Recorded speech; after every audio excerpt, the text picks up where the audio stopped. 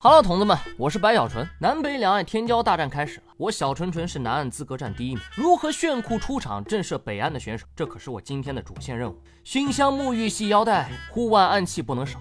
踏上我的小金剑，出发！我已经准备好迎接欢呼了。我擦嘞，这是哪个不懂事的猪队友大白天的乱劈闪电呢？看看这满头的绿毛，人是不简单呢。哎，你要撒手，对我头发温柔点。你知不知道，每根头发能留在我头上，都是我的福分呐！这满场的笑声不是我预期的效果呀。接下来的比赛，我一定要出人头地，出其不意，出类拔萃呀！不怕对手丑，就怕他有狗。这只威武霸气的闪电哈士奇刚出场就表达了想和我更进一步的打算。幸好我小纯纯平时就随身携带狗粮，投喂小可爱的习惯。1颗眼神温柔，2颗撒娇碰头，3颗主动牵手，4颗精神抖擞。